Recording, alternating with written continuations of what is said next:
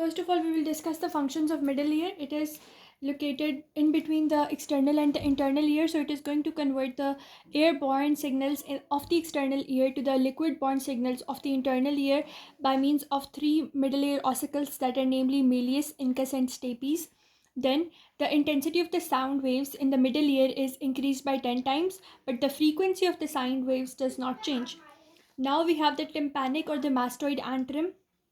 When we were discussing the middle ear, I told you on its posterior side there is this thing called the mastoid antrum. It is small, it is circular, it is air filled space. It is related posteriorly to the posterior part of petrous temporal bone. At birth, it is that same size as that of an adult, and it is the size of a small pea or 1 centimeter in diameter, and its capacity is 1 milliliter. Let's look at it. So if you can see in this diagram, you can clearly see that on the posterior portion, it was the middle ear, and this was the roof, the floor, this was the posterior part, and the posterior part was leading to this mastoid antrum, which had mastoid air cells located in the mastoid process. Now we will discuss the boundaries and how this mastoid process is related to the middle ear and the surrounding structures. Firstly, we will discuss the anterior boundary. In the anterior boundary, there is adytus. Adytus is like an opening which leads the epitympanic recess into the tympanic or mastoid antrum. Now this adytus itself is medially related to the semicircular canals or the ampulla of the superior and the lateral semicircular canal, and posterior superiorly it is related to facial canal. So this is actually the adytus to the antrum, and this adytus to the antrum forms the anterior boundary of the mastoid process or the mastoid antrum. And you can see this adytus. So in its medial side, it will be related to the superior as well as the lateral semicircular canals. But posterior superiorly, that is somewhere over here, posteriorly and superiorly to the adytus, we have the facial canal. So this is how the anterior boundary is present. On the posterior boundary of the mastoid antrum, we have a thin plate of the bone which is going to separate it from the sigmoid sinus, and beyond the sinus there will be separation from the cerebellum. So as you can see, this is the mastoid antrum and the mastoid air cells as well. So on the posterior portion of this, there will be a thin part of the bone which is going to separate it from a region which is known as the sigmoid sinus majorly, and beyond the sigmoid sinus, like a little bit at the end of the sigmoid sinus, there will be the beginning of the cerebellum. So this is how this posterior thin portion of the plate is going thin portion plate of the bone is going to separate firstly from the sigmoid sinus and then from the cerebellum. On its medial side, there will be petrous part of the temporal bone, and its lateral side there will be the squamous part of the temporal bone. So you can remember MP. M is for medial, and medial is related with petrous part of temporal bone, and laterally it is related to squamous part of the temporal bone, and there will be a suprameatal triangle at the lateral wall as well. They are saying at birth this lateral wall of the mastoid antrum is 2 millimeters thick, but within with every year 1 millimeter increase in the thickness takes place, and the maximum thickness of this mastoid antrum lateral wall gets up to 12 to 15 millimeters in at the maximum age. Now we have discussed the anterior, posterior, medial as well as lateral boundary. Now we will discuss the superior boundary and the inferior boundary. Superior boundary or the roof, it is majorly formed by the tegment tympani. Tegment tympani is a type of a thin plate of the bone, and beyond the tegment tympani it is separated or it is connected to the temporal lobe of the cerebrum.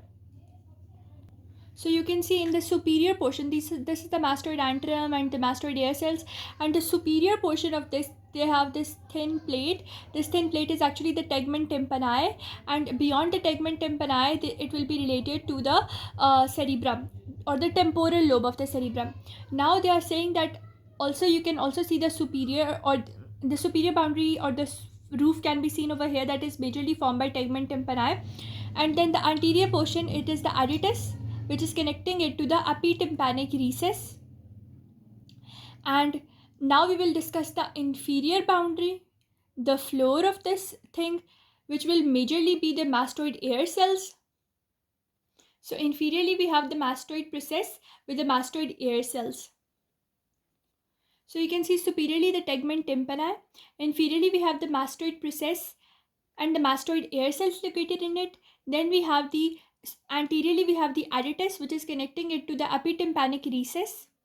Then posteriorly we have a thin plate of the bone which is separating it from the sigmoid sinus and from the cerebellum. Then I told you on the medial side, we remembered from the mnemonic MP, that is related to medial side is related to petrous part of temporal bone, and lateral side is related to the squamous part of the temporal bone and suprameatal triangle. With that, we are done with the boundaries of the the mastoid antrum. Now we will discuss these mastoid air cells, which are actually intercommunicating spaces that are of variable sizes, and they are located within the mastoid process. There are a few, and they are majorly located in the upper part of the mastoid process, and beyond the mastoid they are connected with the squamous part of the temporal bone or the petrous part of the temporal bone. So generally they are spaces, they are air filled spaces that are located within the mastoid process. They are communicating with each other, and they can also extend to the medial and lateral wall, that is with the petrous and the squamous part of the temporal bone as well. So our arterial supply of this mastoid antrum, it is majorly by posterior auricular artery, because this mastoid antrum is located in the posterior part of the middle ear, so it is supplied by posterior auricular artery. The posterior auricular artery gives a branch which is a stylomastoid branch, and that branch also gives a branch posterior tympanic artery. So its major supply is from the posterior auricular artery via the stylomastoid artery. The branch majorly supplying is the posterior auricular tympanic artery. The vein mastoid antrum can drain into posterior auricular artery. It can drain into the sigmoid sinus that was located on its posterior boundary, or it can drain into mastoid emissary vein. So it can drain majorly into posterior auricular. If you remember the artery name, you remember the vein name as well. Secondly, because it was located in the mastoid process, so mastoid emissary vein you can remember from that. And on the posterior boundary, when you remember the sigmoid sinus, so one of the drainage can be from the sigmoid sinus. After that we have the nerves.